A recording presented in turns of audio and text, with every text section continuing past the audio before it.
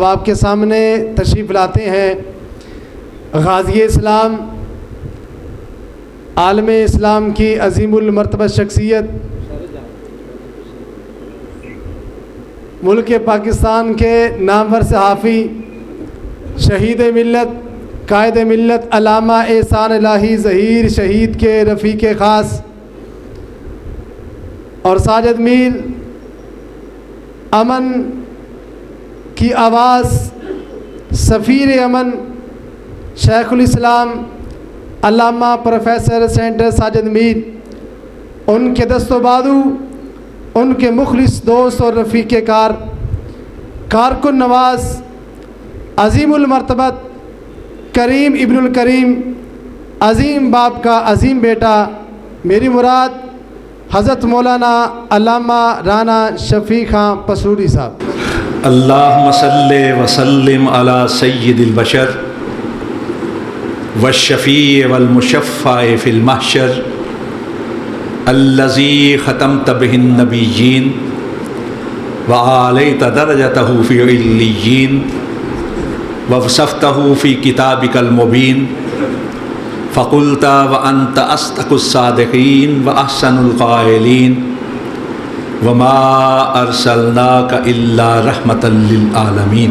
اما بعد، وہ آئے کہ جنہیں کہیے جان عالم رہبر اکرم، وہ آئے کہ جنہیں لکھیے زندگی کا محسن اعظم، کو زمانے کو کہ خاتم النبیین آئے، صحاب رحم بن کر رحمت للعالمین آئے۔ آج کا دن پوری دنیا کے مسلمانوں کے لیے بالعموم اور پاکستان کے مسلمانوں کے لیے بالخصوص خوشی کا دن بھی ہے۔ آمنہ کے لال، مکہ کے در یتیم، مدینہ کے تاجدار، نبیوں کے امام، رسولوں کے سردار حضرت محمد مصطفیٰ صلی اللہ علیہ وسلم کے ساتھ وابستگی کے اظہار کا دن بھی ہے، اور ختم نبوت کے عقیدے کی پکار اور ختم نبوت کی للکار کا دن بھی ہے۔ پورے پاکستان میں بلا مبالغہ پورے پاکستان میں شاید ہی کوئی شہر ایسا ہو کہ جس میں تمام مکاتب فکر سے تعلق رکھنے والے لوگ آج عقیدہ ختم نبوت کے حوالے سے متحرک دکھائی نہ دیتے۔ تمام مکاتب فکر پاکستان کی تاریخ کا یہ اہم ترین دن ہے۔ پورے پاکستان میں 50 سالہ یادگاری دن کے حوالے سے 50 سالہ تقریبات ہو رہی ہیں، گولڈن جوبلی کہا جا رہا ہے۔ لیکن فیصل آباد کے لیے اور پرانے لیل پور کے رہنے والوں کے لیے یہ دن اور زیادہ اہمیت کا حامل ہے۔ شاید نوجوان نسل نہ جانتی ہو کہ ساری کی ساری تحریک کی بنیاد لیل پور میں پڑی تھی، فیصل آباد میں پڑی تھی۔ 22 مئی 1974 کو نشتر میڈیکل کالج ملتان کے طلباء چناب ایکسپریس کے ذریعے سے شمالی علاقوں کی سیاحت کے لیے نکلے۔ اس وقت چناب ایکسپریس جو ہے اس کا جو راستہ ہوتا تھا لیل پور سے چنیوٹ، سرگودا اور پھر آگے کی طرف ہوتا تھا۔ جب اس وقت کے ربوہ کے اسٹیشن پر پہنچے، آج کل تو چناب نگر ہے نا، تو وہاں قادیانیوں نے، مرزائیوں نے اپنا لٹریچر تقسیم کرنا شروع کر دیا۔ مسلمان طلباء نے سوالات کیے، سوالات میں بحث ہوئی تو تلخی پیدا ہو گئی۔ چنانچہ مسلم طلباء جو نشتر میڈیکل کالج کے طلباء تھے، انہوں نے نعرہ تکبیر اور ختم نبوت کے نعرے بلند کرنے شروع کر دیے۔ خیر وقت مقررہ پہ ٹرین چلی اپنی جگہ پہ، اپنی منزلوں کی طرف۔ چند منٹ کا سٹاپ ہوتا تھا اس وقت ربوہ کے اندر، 3 یا 2-4 منٹ کا۔ 7 دن کے بعد 29 مئی 1974 کو جب وہ چناب ایکسپریس انہی طلباء کو لے کر واپس آ رہی تھی تو لالیاں کے ریلوے اسٹیشن کا جو اسٹیشن ماسٹر تھا وہ قادیانی تھا، اس نے ربوہ میں بھی اطلاع کر دی اور ان طلباء کے ڈبے کے اوپر نشانات بھی لگا دیے۔ یہ تاریخ ہے اس تحریک کی بنیاد کی۔ جب وہ ٹرین پہنچی ربوہ میں، ربوہ ریلوے اسٹیشن پر، تو اسٹیشن ماسٹر نے ڈرائیور کو اتار کے نیچے کھڑا کر دیا، اور وہاں پہلے سے قادیانی گنڈے جو ہیں وہ موجود تھے، لاٹھیاں لے کر، پتھر لے کر، ریوالور لے کر، گنے لے کر۔ ڈبے پر انہوں نے حملہ کر دیا۔ جتنے اسٹوڈنٹ تھے کوئی نہیں بچا جس کے اوپر شدید تشدد نہ کیا گیا۔ لہو لہان طلباء کو لے کر جب یہ ٹرین روانہ ہوئی ہے لیل پور کی طرف، تو لیل پور میں پہلے اطلاع ہو چکی تھی۔ چنانچہ مولانا تاج محمود، مولانا محمد یوسف انور، ہمارے مولانا محمد صدیق اور دیگر مکاتب فکر کے علماء کرام، لوگ غم و غصہ میں بھرے ہوئے لیل پور کے ریلوے اسٹیشن پہ پہنچے۔ ان طلباء کی مرہم پٹی کروائی، جو زیادہ زخمی تھے انہیں ہسپتالوں میں داخل کروایا، اور کہا کہ تمہارے خون کو ضائع نہیں جانے دیا جائے گا۔ اسی شام ان کو روانہ کر کے، باقی لوگوں کو روانہ کر کے، اسی شام خیام ہوٹل کے اندر باقاعدہ میٹنگ ہوئی تمام مکاتب فکر کے علماء کی اور رہنماؤں کی، اور اس میں اعلان کیا گیا کہ قادیانیوں کے خلاف تحریک چلے گی۔ 29 مئی 1974 کو پھر اس کے بعد جلوس نکلنے شروع ہو گئے، مظاہرے ہونے شروع ہو گئے، جلسے ہونے شروع ہو گئے، تحریک شروع ہو گئی۔ حکومت تھی حنیف رامے کی پنجاب کے اندر، اور اوپر تھی ذوالفقار علی بھٹو صاحب کی۔ ہزاروں کی تعداد میں مسلمانوں کو گرفتار کیا گیا کہ کسی طرح تحریک کو مدم کیا جا سکے، تحریک کو کمزور کیا جائے، لیکن مسلمان ہر روز بڑھتا گیا۔ شورش کشمیری کی تجویز پر مجلس تحفظ ختم نبوت کا آرگنائزر بنایا گیا مولانا محمد یوسف رحمۃ اللہ علیہ لدھیانوی کو۔ پھر اس کے بعد 16 تاریخ کا اعلان کیا گیا کہ پورے ملک کے اندر پہیا جام ہڑتال ہوگی۔ چنانچہ مثالی ہڑتال تھی۔ اس ہڑتال کو دیکھتے ہوئے حکومت نے فیصلہ کیا کہ ہم مذاکرات کریں گے، یعنی پہلے گرفتاریاں کی، پھر مذاکرات کا ڈول ڈالا۔ دوسری طرف اسی لیل پور میں تمام مکاتب فکر کا، تمام مذہبی جماعتوں کا ایک اجتماع منعقد ہوا، جس میں تمام مذہبی جماعتوں کے نمائندے شریک ہوئے، تمام مذہبی جماعتوں کے نمائندے شریک ہوئے۔ اہل حدیث کی طرف سے، مرکزی جمعیت اہل حدیث کی طرف سے میاں فضل حق صاحب تھے، مولانا عبد القادر روپڑی تھے، مولانا محمد صدیق تھے، مولانا اسحاق چیمہ تھے، اور مولانا شریف اشرف، یہ لوگ تھے۔ مولانا یوسف انور تھے، لیکن مولانا یوسف انور اس وقت ذرا ان لوگوں سے جونیئر تھے۔ اور قادیانی محاسبہ کمیٹی کی طرف سے شورش کشمیری اور علامہ احسان الہی ظہیر بھی شریک تھے۔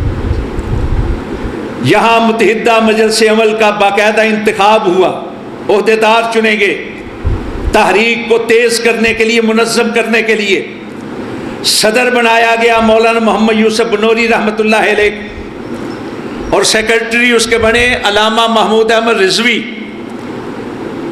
اور مالی سپورٹ کے لیے خازن بنایا گیا میاں فضل حق صاحب۔ پھر تحریک چلی، خوب چلی، ایک ایک گاؤں کے اندر، ایک ایک قصبے کے اندر، ایک ایک شہر کے اندر جلسے ہوئے، جلوس ہوئے، مظاہرے ہوئے، قادیانیوں کے بائیکاٹ کا اعلان کر دیا گیا۔ قادیانی اپنے گھروں کو چھوڑ کر ربوہ کی طرف جانا شروع ہو گئے۔ ربوہ میں اس وقت مرزا ناصر جو تھا قادیانیوں کا سربراہ تھا، اس نے یہ الہام ربوے کی دیواروں پر لکھوایا کہ خدا اپنی فوجوں کے ساتھ آ رہا ہے۔ امریکہ میں ظفر اللہ خان بیٹھا ہوا تھا، اس نے وہاں تحریک شروع کر دی قادیانیوں کی حمایت کے لیے، دباؤ ڈالنے کے لیے۔ یہاں جتنے سرکاری محکموں کے اندر قادیانی تھے وہ سرکاری ذرائع کو استعمال کرنے لگے۔ دوسری طرف حکومت نے مذاکرات کا ڈول ڈالا ہوا تھا متحدہ مجلس تحفظ ختم نبوت کے رہنماؤں سے۔ ایسے میں 30 جون 1974 کو قومی اسمبلی کے بعض ارکان نے ایک بل پیش کر دیا قانون بنانے کے لیے قومی اسمبلی کے اندر کہ پاکستان میں جو قادیانی اور مرزئی ہیں، دونوں گروپ، جو اپنے آپ کو قادیانی کہتے ہیں وہ بھی، جو اپنے آپ کو لاہوری کہتے ہیں وہ بھی، ان کو کافر، غیر مسلم اور اقلیت قرار دیا جائے۔ 30 جون 1974 کو یہ بل جو ہے، اور یہاں ایک بات میں آپ کے گوش گزار کر دوں، عام طور پر قادیانیوں کے سہولت کار یہ پراپوگنڈا کرتے ہیں کہ یہ مولویوں کا مسئلہ ہے۔ اس وقت قومی اسمبلی کے اندر علماء کرام یا مشائخ بڑی محدود تعداد میں تھے، انگلیوں پہ گنے جانے کے لائق۔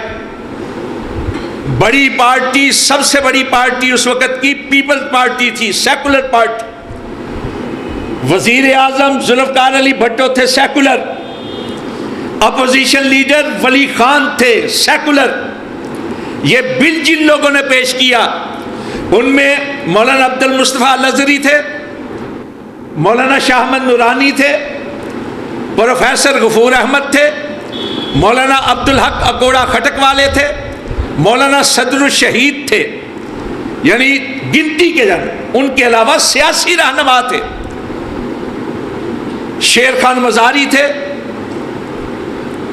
سردار عبدالحمید دستی تھے، چودھری گجرات والے کیا نام تھا ان کا، ظہور الہی، وہ تھے۔ اس طرح کے لوگ 28 لوگوں نے دستخط کر کے بل کو، اور اگلے روز پھر 18 اور۔ زیادہ تعداد عام لوگوں کی تھی، علماء کی تعداد بہت کم تھی۔ پھر قومی اسمبلی کے اندر ان کیمرہ اجلاس کو کر دیا گیا، یعنی پورے اجلاس کو ایک کمیٹی کی شکل دے کر پوری کارروائی کو خفیہ رکھنے کے لیے 28 اجلاس اس کے ہوئے باقاعدہ، 30 جون سے لے کر 7 دسمبر تک۔ 96 اس کے سیشن ہوئے، 28 اجلاس، 96 سیشن۔ مرزئیوں کو پورا موقع دیا گیا کہ اپنے موقف کو پیش کریں۔ 48 گھنٹے باقاعدہ سوال جواب ہوئے مرزا ناصر کے ساتھ، 11 دن تک۔ اور لاہوریوں کا جو سربراہ تھا صدر الدین، اس کو 7 گھنٹے موقع دیا گیا، انہوں نے اپنا لٹریچر بھی تقسیم کیا۔ دوسری طرف مسلم ارکان کی طرف سے سوالات کا ایک انداز ہوتا ہے، یہ نہیں ہوتا کہ کوئی بھی اٹھ کے کھڑا ہو کے سوال کرنا شروع کر دے۔ کمیٹی میں سوال جاتا تھا، کمیٹی سے پھر اٹارنی جنرل کے پاس جاتا تھا، اٹارنی جنرل آگے سوال کرتے تھے۔ اب اکثر لوگوں نے ان خطباء سے، ان مقررین سے رابطہ کیا جو جذباتی تقریریں کر رہے تھے۔ ان کے پاس وہ علمی مواد نہیں تھا کہ جو قادیانیت کی گرفت کی جا سکتی۔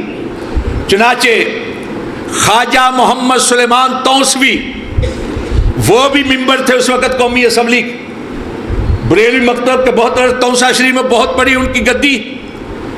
انہوں نے باقاعدہ پیر قمر الدین سیالوی، سیال شریف والے جن کو کہا جاتا ہے، ان سے رابطہ کیا کہ کوئی ایسا عالم دے جن کی گرفت ہو۔ اس وقت مولانا حافظ محمد ابراہیم کمیر پوری رحمۃ اللہ علیہ سرگودا کے اندر خطیب تھے، انہوں نے ان کا نام دیا، چنانچہ انہوں نے بلوایا. اب یہ تو ممبر نہیں تھے اسمبلی کے، یہ سوال لکھ کے دیتے تھے خواجہ سلیمان تونسوی کو، وہ پھر کمیٹی میں دیتے تھے، وہ پھر جاتا تھا اٹارنی جنرل کو، اس کے ذریعے سے قادیانی سوال کیے جائے. 25 سوال خواجہ تونسوی صاحب کو دیے، 18 سوال اور دیگر. اسی طرح مولانا مفتی محمود نے بہت زیادہ سوالات جو تھے، وہ بہت بڑے عالم تھے مولانا مفتی محمود، صرف سیاستدان ہی نہیں تھے بلکہ مدرسے کے ایک جید استاذ تھے. اسی طرح اور لوگوں نے 28 اجلاس، 96 سیشن، پورا موقع قادیانیوں کو دیا گیا. سوالات مذہبی علماء کی طرف سے ہوتے تھے. اٹارنی جنرل یحییٰ بختیار سیاسی حوالے سے سوالات کرتے تھے، بالخصوص پاکستان کی جغرافیائی صورتحال کے بارے میں. جو قادیانیوں کا عقیدہ ہے اکھنڈ بھارت کا، اکھنڈ بھارت کا مطلب یہ ہے کہ پاکستان پھر انڈیا کے اندر شامل کر دیا جائے. اور آپ کو شاید نہ معلوم ہو کہ جب تقسیم کا فارمولہ ہوا ہے پاکستان بننے کا، تقسیم کا فارمولہ، تو اس کے مطابق گرداسپور ضلع پاکستان کا حصہ تھا. لیکن قادیانیوں نے نہرو کے ساتھ مل کر، انگریز کے ساتھ سازش کر کے گرداسپور کو، اس لیے کہ اس کے اندر قادیاں موجود ہے، اور دوسرا اس لیے کہ انگریز نے ان کے ساتھ وعدہ کیا ہوا تھا کہ کشمیر ہم تمہارے سپرد کریں گے. چنانچہ اس وقت بھی کشمیر کمیٹی کا سربراہ بنایا گیا تھا مرزا بشیر الدین محمود. بعد میں علامہ اقبال نے کہا تھا ہم اس کو مسلمان ہی نہیں جانتے، آپ مسلمانوں کے نمائندہ کس طرح بناتے ہیں کشمیر کمیٹی کے اندر. چنانچہ انجمن حمایت اسلام لاہور کے اندر علامہ اقبال نے مسلم ارکان کو بلا کر خود صدارت حاصل کر لی تھی مرزا بشیر الدین محمود کو بعد. تو انہوں نے وعدہ کیا ہوا تھا کشمیر.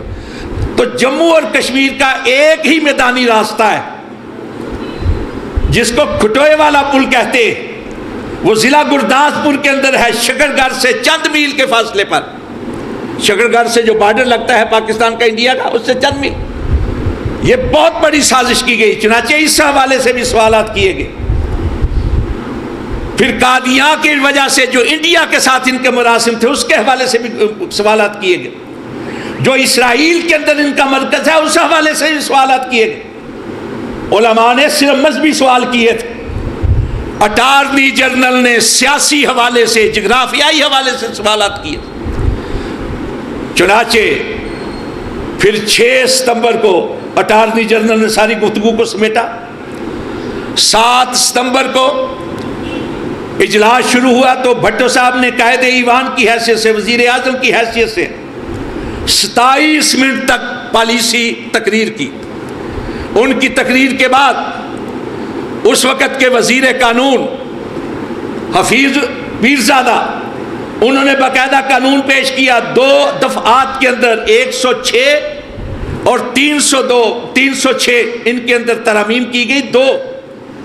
اور ان ترامیم کے ذریعے سے یہ قانون بنا کہ ہر وہ شخص جو رسول پاک صلی اللہ علیہ وسلم کو خاتم النبیین نہیں مانتا یا آپ کے بعد کسی اور کی نبوت کا اعتراف کرتا ہے یا اعلان کرتا ہے، ذلی کہتا ہے، بروزی کہتا ہے، مانوی کہتا ہے، حقیقی کہتا ہے، وہ شخص اسلام سے تعلق نہیں رکھتا، وہ غیر مسلم ہے، کافر ہے، اور اس کو اقلیت قرار دیا جاتا ہے. جب یہ اعلان ہوا، یہ قانون بن گیا، اور اس طرح بنا کہ پارلیمنٹ کے تمام ارکان، سارے ممبران، کوئی ایک فرد بھی ایسا نہیں تھا ان میں سے جس نے اس کے ساتھ اختلاف کیا. سب نے علماء نے، سب نے، سیکولر پارٹیوں کے لوگوں نے بھی، انہیں پتہ چل گیا تھا کہ یہ صرف مذہبی گروہ نہیں ہے، یہ جس طرح اسلام کے دشمن ہے اس طرح پاکستان کے بھی دشمن ہے. یہ جس طرح مسلمانوں کے خلاف ہے، ہندوؤں کو ایجنٹ بنے ہوئے ہیں، یہودیوں کے بنے ہوئے. سب نے متفقہ طور پر اس بل کو پاس کیا، قانون کی شکل دی. اور جب یہ قانون کا اعلان ہوا تو قومی اسمبلی کے اندر نعرہ تکبیر گونجا، نعرہ تحسین گونجے، اور اپوزیشن لیڈر ولی خان اپنی نشست سے اٹھے اور جا کر ذوالفقار علی بھٹو کی پیشانی پہ بوسہ دیا اور مبارکباد پیش کی۔ یہ تھی عظیم ترین کامیابی۔ یہ کامیابی صرف علماء کی کامیابی نہیں تھی، یہ ہر اس شخص کی کامیابی تھی جو سونے نبی کی ختم نبوت پر ایمان رکھتا ہے۔ تمام مذہبی جماعتیں، تمام سیاسی پارٹیاں، قادیانیوں اور قادیانیوں کے سہولتکاروں کے علاوہ یہ سب کی کامیابی تھی، اور سب سے بڑھ کر یہ کامیابی تھی عقیدہ ختم نبوت کی حقانیت کی۔ عقیدہ ختم نبوت صرف ایک عقیدہ نہیں ہے، بلکہ یہ در حقیقت سونے مدینے والے کی عظمت کی دلیل ہے، آپ کی فضیلت کا نشان، یہ آپ کا اعزاز بھی ہے، یہ آپ کا امتیاز بھی ہے۔ حضرت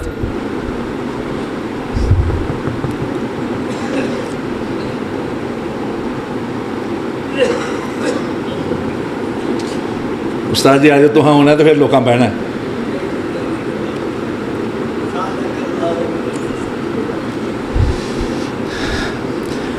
ختم نبوت سونے مدینے والے کا اعزاز بھی ہے اور امتیاز بھی ہے،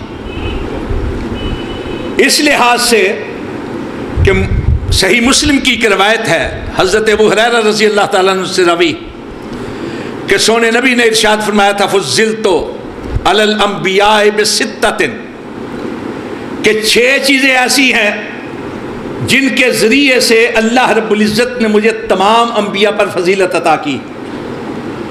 پہلی تو یہ ہے اوتیت جوامع الکلم، مجھ کو جامع کلمات عطا کیے گئے۔ دوسری یہ ہے نصرت بالرعب، رعب کے ساتھ میری مدد کی گئی۔ تیسری احلت لی الغنائم، غنیمتیں مجھ پر حلال کر دی گئی۔ چوتھی یہ ہے جعلت لی الارض مسجدا و طہورا، کہ مسجد کے ساری زمین کو میرے لیے سجدہ گاہ، مسجد اور پاک کر دیا گیا ہے۔ لیکن جو 2 آخری ہیں وہ در حقیقت آپ کا امتیاز ہے، آپ کا اعزاز۔ کہا ارسلت الی الخلق کافہ، مجھ کو ساری مخلوق کی طرف، دنیا کے سارے انسانوں کی طرف رسول بنا کر بھیجا گیا ہے۔ اس لیے کہ آپ سے پہلے جتنے نبی اور رسول آئے تھے وہ کسی خاص قوم کی طرف، مخصوص علاقے کی طرف، محدود وقت کے لیے آئے تھے، اور بعض اوقات ایسا بھی ہوا کہ ایک وقت میں ایک سے زیادہ نبی ہوئے ہیں، ایک وقت میں ایک سے زیادہ نبی اور رسول ہوئے ہیں۔ مثلا حضرت ابراہیم علیہ السلام، ان کی حیات طیبہ میں ان کے صاحبزادے حضرت اسحاق بھی نبی ہیں، حضرت اسماعیل بھی نبی ہیں، بھتیجے حضرت لوط بھی نبی ہیں۔ حضرت یعقوب علیہ السلام کی حیات مبارکہ میں ان کے بیٹے حضرت یوسف علیہ السلام بھی نبی ہیں۔ حضرت موسیٰ علیہ السلام کے ساتھ چھوٹے بھائی حضرت ہارون بھی نبی ہیں، اور قریبی عزیز حضرت یوشع بن نون بھی نبی ہیں۔ حضرت عیسیٰ علیہ السلام کے ساتھ ان کے خالہ زاد بھائی حضرت یحییٰ علیہ السلام بھی نبی ہیں۔ جتنے نبی آئے خاص قوم کے لیے، مخصوص علاقے کے لیے، محدود وقت کے لیے۔ مثلا اس وقت میں پہلے بھی میرا خیال ہے یہ بات یہاں عرض کر چکا ہوں، مثلا حضرت موسیٰ علیہ السلام جو اسفار 5 ہے بائبل کے اندر اس وقت، ان کا جو تیسرا سفر ہے، یعنی تیسری کتاب جو ہے جس کو کہا جاتا ہے کتاب خروج یا سفر خروج، وہ قریباً ساری کی ساری اس موضوع پر ہے کہ میں تو آیا ہوں اسرائیل کی حالت زار کو بہتر بنانے کے لیے، میں تو آیا ہوں بنی اسرائیل کے حالات کو بہتر کرنے کے لیے، یعنی اپنے آپ کو بنی اسرائیل تک محدود کر رہے ہیں۔ اور اسی طرح ان کی جو آخری کتاب ہے جس کو سفر استثناء یا سفر تثنیہ بھی کہا جاتا ہے، اس کے 23ویں باب کے اندر بھی یہی کچھ کہا ہے، اپنے آپ کو محدود کیا ہے بنی اسرائیل تک۔ اسی طرح کتاب ملوک 2 حصوں میں، پہلے حصے کے باب نمبر 8 کے اندر آیت نمبر 16 اور 17 حضرت سلیمان علیہ السلام کہتے ہیں کہ میرے باپ داؤد کی یہ خواہش تھی کہ بنی اسرائیل کے خدا کا کوئی گھر بنے، اب میں ان کی جگہ پر بنی اسرائیل کے تخت پر بیٹھا. چنانچہ آپ نے ہیکل سلیمانی بنایا جس کو ہم بیت المقدس یا بیت المقدس یا مقدس کہتے ہیں. حضرت سلیمان کیا کہہ رہے ہیں؟ اپنے آپ کو بھی اپنے والد کو بھی بنی اسرائیل تک محدود کر رہے ہیں. اسی طرح حضرت عیسیٰ علیہ السلام متی کی انجیل باب نمبر 10 آیت نمبر 5 6 7 اپنے شاگردوں سے کہا خبردار سامریوں کے شہر میں داخل نہیں ہونا، خبردار غیر اقوام کی طرف نہیں جانا، مجھ کو بھیجا گیا ہے صرف اسرائیل کے گھرانے کی کھوئی ہوئی بھیڑوں کی طرف. اور یہی بات متی کی انجیل باب نمبر 15 آیت نمبر 24-25 کے اندر ایک عورت آئی، اس کی بیٹی بیمار تھی، وہ گڑ گڑائی کہ میری بیٹی کو چنگا کر دیجیے. یہ چنگا کے الفاظ یہ جو بائبل کا ترجمہ شائع ہوا ہے نا لاہور کے مسیحی اشاعت خانے میں فیروز پور روڈ، اس میں لکھا ہوا ہے میری بیٹی کو چنگا کر دیجیے. اب آگے جو جواب ہے ہم نہیں سمجھتے. نبی تو ہوتا ہی بڑا رحم دل ہے نا، کوئی عام آدمی میں وہ جواب دے. انہوں نے کہا کہ یہ مناسب نہیں کہ میں لڑکوں کی روٹی چھین کر کتوں کے آگے پھینک دوں. وہ عورت قبطی تھی، بنی اسرائیلی نہیں تھی، انکار کر دیا اور ساتھ کہا میں بھیجا گیا ہوں صرف اسرائیل کے گھرانے کی کھوئی ہوئی بھیڑوں کی طرف. تو سونے نبی نے ارشاد فرمایا ارسلت الی الخلق کافہ، مجھ کو ساری مخلوق کی طرف بھیجا گیا ہے. پہلے نبی آئے مخصوص علاقوں کے لیے، خاص اقوام کے لیے، محدود وقت کے لیے. ان کے بعد ضرورت تھی کہ دوسرا نبی بھی کوئی آئے. سارے سونا مدینے والا کسی خاص قوم کی طرف نہیں آیا، مخصوص علاقے کے لیے نہیں آیا، محدود وقت کے لیے نہیں آیا، بلکہ اپنے بیسط سے لے کر قیامت تک کی دیواروں، قیامت کی دیواروں تک ہر علاقے، ہر قوم، ہر دور کے لیے نبی رسول بن کر آئے. اور یہی کہا وَمَا أَرْسَلْنَاكَ إِلَّا كَافَةً لِلنَّاسِ بَشِيرًا وَنَذِيرًا. دوسری جگہ کہا قل، سنے آپ فرما دیجئے یا ایھا الناس انی رسول اللہ علیکم جمیعا، میں تم سب کی طرف رسول بنا کر بھیجا گیا.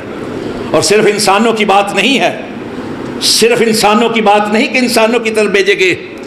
فرمایا وما ارسلناک الا رحمۃ للعالمین، عالمین کے لیے رحمت بنا کر بھیجا گیا. علماء کرام موجود ہیں، میرے استاذ بھی موجود. عالمین کیا مطلب ہے؟ عالمین کا ایک ہوتا ہے عالم لام کی زیر کے ساتھ، یہ علماء بیٹھے. ایک لام کی زبر کے ساتھ ہوتا ہے عالم، جس کی جمع ہے عالمین. اور عالم کہا جاتا ہے ہر اس طبقے کو، ہر اس گروہ کو، ہر اس جماعت کو، ہر اس جتھے کو، ہر اس چیز کو، ہر اس جذبے کو جس میں اپنے وجود کی نمود کی صلاحیت، جو اپنے آپ کو ظاہر کر سکے، جو اپنے آپ کو نمایاں کر سکے، جو لوگوں کی نگاہ میں آ سکے، لوگوں کے علم میں آ سکے، لوگوں کے احساس میں آ سکے. چنانچہ عالم کتنے ہیں کوئی آدمی شمار ہی نہیں کر سکتا. انسانوں کا عالم، جنات کا عالم، حیوانات کا عالم، حشرات کا عالم، جمادات کا عالم، نباتات کا عالم، ملائکہ کا عالم، کیفیات کا عالم، کمیات کا عالم، تصورات کا، تفکرات کا، تدبرات کا عالم. یا پھر دیکھیں عالم دنیا، عالم برزخ، عالم حشر، عالم ارضی، عالم سماوی، عالم سواری، عالم مانوی، جہاد کا عالم، شرق کا عالم، غرب کا عالم، شمال کا عالم، جنوب کا عالم، ماضی کا عالم، حال کا عالم، مستقبل کا عالم، جذبات کے لحاظ سے شوق کا عالم، وجد کا عالم، شباب کا عالم. یہ سارے عالمین جو ہیں، یہ سارے الف لام استغراقی سارے عالمین کے لیے اگر کسی کو رحمت بنا کر بھیجا ہے تو مدینہ کے سردار کو بھیجا گیا. سونے مدینے والے کو رحمت للعالمین بنا کر بھیجا گیا. تمام عالمین کے لیے، تمام جہانوں کے لیے. جب آپ سب کے لیے رحمت بنا کر بھیجے گئے ہیں تو اب کسی اور کے آنے کی گنجائش ہی کہاں باقی رہتی. یہی وجہ ہے کہ عقیدہ ختم نبوت اتفاقی بھی ہے یقینی بھی، اتفاقی بھی ہے یقینی بھی۔ اتفاقی ایسا کہ صرف پاکستان نہیں، ساری دنیا کے مسلمان کا کسی مسلک سے تعلق رکھتے ہوں، کسی مکتب فکر سے تعلق رکھتے ہوں، ان کا اس بات پر اتفاق ہے کہ مدینے والے کے بعد نہ کوئی نبی آئے گا نہ کوئی رسول آئے گا۔ آپس میں لڑتے ہیں، جھگڑتے ہیں، الجھتے ہیں، ایک دوسرے کی ٹانگیں کھینچتے ہیں، لیکن جب بات آتی ہے نا مدینے والے کی اور بالخصوص ختم نبوت کی، تو سب کا عقیدہ ایک ہے، ایک، کہ مدینے والے کے بعد نہ کوئی نبی ہے نہ کوئی رسول ہے۔ یہ ہے اتفاق۔ اور یقینی کی کیفیت یہ ہے کہ حضرت امام احمد بن حنبل کا قول ہے، بعض لوگ اسے امام ابو حنیفہ رحمۃ اللہ علیہ کی طرف بھی منسوب کرتے ہیں کہ اگر کوئی شخص نبوت کا جھوٹا دعویٰ کرے تو اس سے اس کے جھوٹے دعوے کی دلیل طلب کرنا بھی کفر، دلیل طلب کرنا بھی کفر۔ آپ کہیں گے دلیل طلب کرنا کیسے کفر؟ وہ اس لیے کہ اگر آپ کسی جھوٹے نبوت کے داعی سے دلیل طلب کرتے ہیں اس کی نبوت کی، تو گویا آپ کے دل کے کسی خانے میں، دماغ کے کسی گوشے میں یہ بات موجود ہے کہ سونے مدینے والے کے بعد بھی کوئی نبی آ سکتا ہے، اس لیے دلیل طلب کریں گے۔ اگر آپ کو یقین ہے اور یقین ہے کہ مدینے والے کے بعد کوئی نبی نہیں، کوئی رسول نہیں، تو ایسے میں اگر کوئی جھوٹا دعویٰ کرے گا آپ دلیل طلب نہیں کریں گے، آپ فوراً کہیں گے تو کذاب ہے، تو دجال۔ یہ ہے یقینی عقیدہ۔ حضرات، اللہ رب العزت نے سونے مدینے والے کی ختم نبوت کا باقاعدہ اہتمام بھی کیا ہے۔ آپ دیکھیے، یہودی آج بھی موجود ہیں، اس وقت سے لے کر آج تک اسلام کے بھی دشمن ہیں، سونے نبی کی شان کے بھی دشمن۔ بھائی جان ہوں بڑی تصویریں ہو گئی ہیں، تشریف رکھو، میں ڈسٹرب ہوں، میں طالب علم بھول جانا، کئی گلا بھول جانا، تشریف رکھو ذرا، اچھا نہیں لگتا۔ انا للہ و انا الیہ راجعون۔ یہودی آج بھی موجود ہیں، اس وقت سے لے کر سازشوں میں لگے ہوئے ہیں۔ اور یہودی اور عیسائی، آپ بائبل کا مطالعہ کریں، کئی مذمومہ شخصیات کو انہوں نے نبی کہا ہے۔ نبی تھا یا نہیں تھا؟ نبی کہا گیا بائبل کے اندر کئی بزرگ ہستیوں کو، لیکن کیا شان ہے ختم نبوت کی کہ جب حجاز مقدس میں اللہ رب العزت نے سونے مدینے والے کے سر اقدس پر ختم نبوت کا تاج رکھا، اس وقت سے لے کر آج تک کسی ایک یہودی کے بارے میں یہودی یہ کہتے ہوئے آپ کو دکھائی نہیں دیں گے کہ وہ نبی، کسی ایک فرد کے بارے میں عیسائی یہ کہتے ہوئے دکھائی نہیں دیں گے کہ وہ نبی، حالانکہ ایک ایک وقت میں ان کے ہاں کئی نبی آئے۔ یہ خاص اہتمام تھا مدینے والے کی ختم نبوت کا۔ یہ وید مت کے ماننے والے، جنہیں ہم عرف عام میں ہندو کہتے، حالانکہ ہندو کوئی مذہبی نام نہیں، ہندو علاقائی نام، جس طرح پنجاب کے رہنے والے پنجابی، سندھ کے رہنے والے سندھی، اس طرح ہند کے رہنے والے ہندی یا ہندو، بہرحال ہم انہیں کہتے ہیں ہندو، وید مت کے ماننے والے۔ ان کا یہ عقیدہ ہے، ان کی کتابوں میں یہ لکھا ہے کہ جو مہارشی ہیں ان کو آکاش وانی کا پرکاش ہوتا ہے۔ آکاش کہتے ہیں آسمان کو، آسمانی خبریں ان پر نازل ہوتی۔ جب مدینہ طیبہ کے اندر سونے نبی کی ختم نبوت کا اعلان ہوا، اس وقت سے لے کر بعد میں آج تک کسی مہارشی کے بارے میں یہ دعویٰ نہیں کہ اس پر آکاشوانی کا پرکاش ہوتا ہے۔ ہاں، اب کچھ کتاب آئی ہے ایک چند سال پہلے، کال کی اوتار، کہ مسیحا آنے والا ہے، لیکن اس میں جتنی صفات بیان کی گئی ہیں وہ سونے مدینے والے کی صفات جو ان کی کتابوں کے اندر. مجوسیوں کے ہاں پارسی لوگ جن کو کہا جاتا ہے زردشت کے ماننے والے، ان کے ہاں یہ کہا جاتا ہے کہ مہا بزرگوں پر، بڑے بزرگوں پر سروش آسمانی کا نزول ہوتا ہے. ہم کہتے ہیں نا جبرائیل، وہ کہتے ہیں سروش. اور سروش کا لفظ غالب نے بھی اپنے ایک شعر میں کیا ہے کہ آتے ہیں غیب سے یہ مضامی خیال میں، غالب سریر خامہ نوائے سروش. تو کہتے تھے کہ سروش آسمانی کا نزول ہوتا ہے. لیکن سونے نبی کے ختم نبوت کے اعلان کے بعد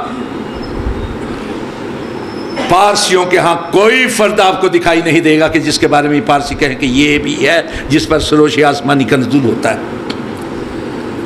اگر ایسا دعویٰ دکھائی دے بھی جائے تب بھی ہمارا یہ مسلمہ عقیدہ ہے کہ سونے نبی نے کہا تھا ان رسالت قد انقطعت فلا رسول بعدی ولا نبی، کہ رسالت کا سلسلہ ختم ہو گیا ہے، میرے بعد نہ کوئی رسول آئے گا نہ کوئی نبی آئے گا.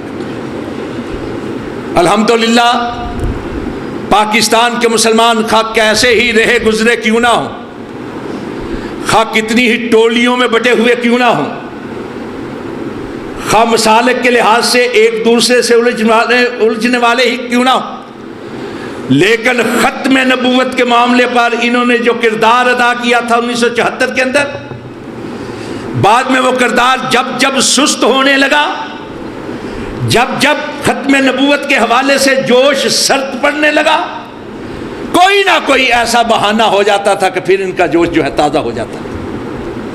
اب پچھلے دنوں قومی اسمبلی کے اندر، پچھلے دنوں سپریم کورٹ کے اندر جو کچھ ہوا وہ آپ کے سامنے ہے. مبارک ثانی کیس کے حوالے سے سہولت کاری کرنے کی کوشش کی گئی قادیانیوں کے لیے. قانون ہے کہ ایک بار سپریم کورٹ کا ریویو ہو جائے پھر ریویو نہیں ہوتا، لیکن تمام مقاصد فکر سے تعلق رکھنے والوں نے جو کردار ادا کیا، سلام ہے اس کردار کو. اور میں صرف علماء کی بات نہیں کرتا، میں پاکستان کی پارلیمنٹ کے ان ارکان کو بھی سلام پیش کرتا ہوں کہ جنہوں نے پارلیمنٹ میں کھڑے ہو کر، پی ٹی آئی کے ارکان نے، پیپلز پارٹی کے ارکان نے، مسلم لیگ کے ارکان نے کھڑے ہو کر ختم نبوت کی بات کی اور سپریم کورٹ کے اس فیصلے کو رد کیا. چنانچہ اس کی وجہ سے چیف جسٹس صاحب کو اپنی کہی ہوئی بات واپس لینا پڑی. حضرات، بعض بولے لوگ کہتے ہیں جی وہ کلمہ پڑھتے ہیں تو کیا حرج ہے، وہ اذان دیتے ہیں تو کیا حرج، پتہ کیا حرج ہے؟ جو اصطلاحیں آپ استعمال کرتے ہیں جن معنی میں، وہ ان معنی میں استعمال نہیں کرتے. جب یہ آرڈیننس پاس ہوا نا کہ اسلامی اصطلاحات یہ استعمال نہیں کر سکتے، تو ان لوگوں نے باقاعدہ اس کے خلاف ریٹ کی تھی ہائی کورٹ میں، جس نے خلیل الرحمان نے اڑا کے رکھ دیا. پھر انہوں نے ظہیر الدین کے نام سے سپریم کورٹ کے اندر گئے، فل بینچ نے فیصلہ دیا 1993 کے اندر، اور فیصلے کا نمبر نوٹ کر لیں، SCMR 1718. سپریم کورٹ کے فل بینچ نے 1993 میں یہ فیصلہ دیا کہ قادیانی اسلامی اصطلاحات استعمال کر کے لوگوں کو دھوکہ دیتے ہیں، 420 کرتے، فراڈ کے مرتکب ہوتے. اور باقاعدہ اس فیصلے کے اندر ان کی کتابوں کے حوالے بھی دیے گئے.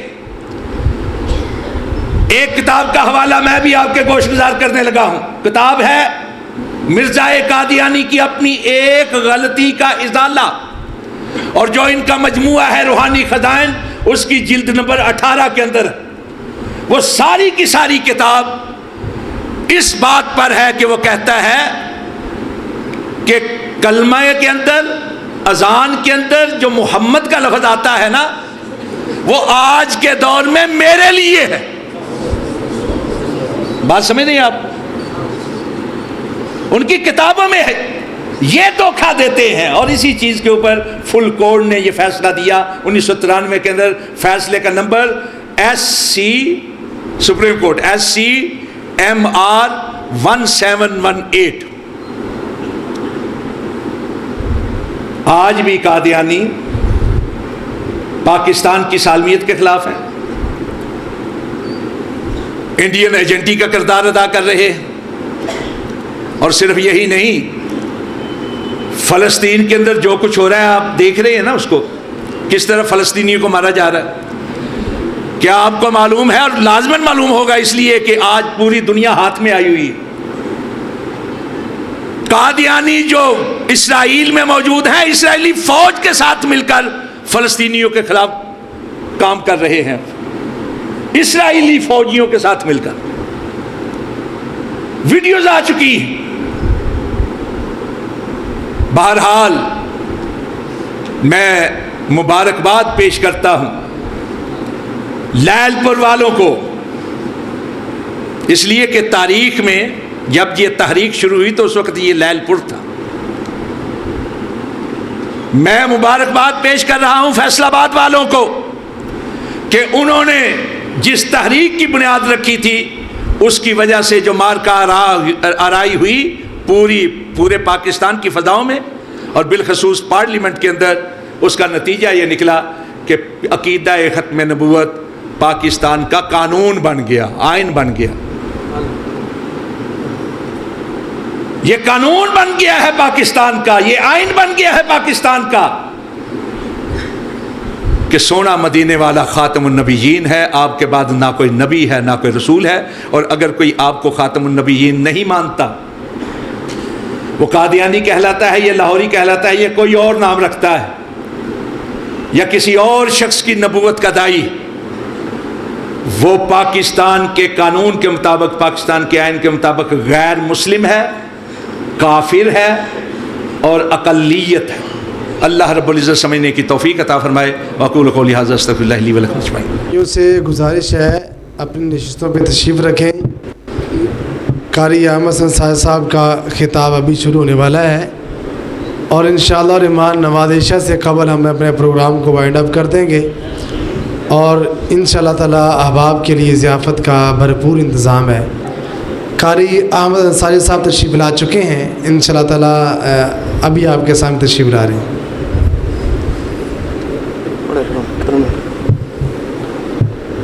احباب سے گزارش ہے کہ حضرت رانا صاحب نے آگے 2 مختلف کانفرنسز میں خطابات کرنے ہیں، آپ ان کو جانے دیجئے۔ یہ نظم کا اور بزم کا تقاضا نہیں ہے کہ آپ یوں سارے ہی چلتے بنیں۔ اہل حدیث یوتھ فورس کارکنان سے، سیکورٹی ذمہ داران سے میں ملتمس ہوں کہ احباب کو اپنی جگہوں پہ بٹھائیے، اور اس پروگرام کو ہم جلدی سے اپنے اختتام کی طرف لے کے جا رہے ہیں۔